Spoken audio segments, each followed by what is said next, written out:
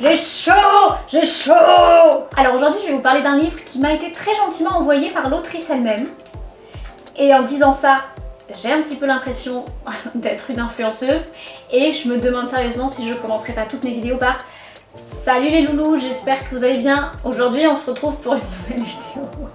Non mais voilà, juste merci à Diane. Juste. En fait.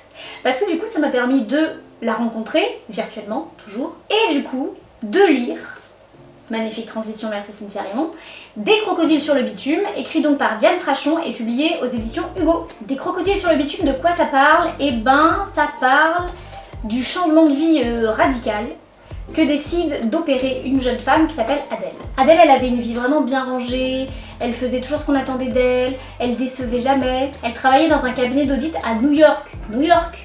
Donc aux yeux de tous, elle avait réussi, et pourtant un jour Adèle, qu'est-ce qu'elle fait? Elle pose sa démission, et bim, elle saute dans un camping-car, direction Détroit, à la recherche de quoi déjà? Pour y photographier des lieux désaffectés. Exactement, de l'urbex, comme disent parfois les jeunes qui ont le seum. Je me sens tellement vieille. Donc voilà, on suit Diane, elle s'appelle plus du tout Diane, on suit Diane, j'ai mis, on suit Adèle. On suit Adèle dans ses expéditions, tout au long du livre on l'accompagne dans ses remises en question, dans son évolution. Je fais que des trucs qui riment en yon. Alors bien sûr elle va rencontrer tout un tas de personnages au cours de son périple, et ce qui est pas mal avec ce livre c'est qu'il y a beaucoup d'intrigues secondaires qui mettent par exemple en scène Ernesto. Ernesto, c'est un des meilleurs amis de Adèle, il a une galerie à New York et il veut à tout prix exposer les photos qu'elle va prendre dans ces lieux désaffectés. Et en plus de ça, Ernesto il va lui arriver plein de trucs évidemment. Alors j'ai beaucoup aimé la plume de l'auteur.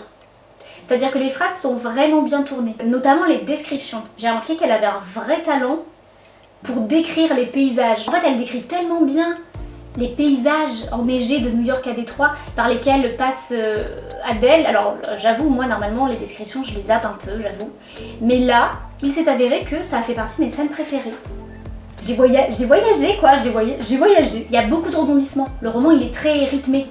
Il se passe plein de trucs, il y a certains passages qui sont vraiment très drôles et l'auteur elle maîtrise bien le comique de situation. On est sur une histoire très fraîche, voilà, décalée, bien construite. Des crocodiles sur le bitume, c'est un très beau livre, alors je vais le dire pour l'été, je sais pas pourquoi je dis ça, donc vous pouvez bien le lire quand vous voulez, lisez-le en hiver.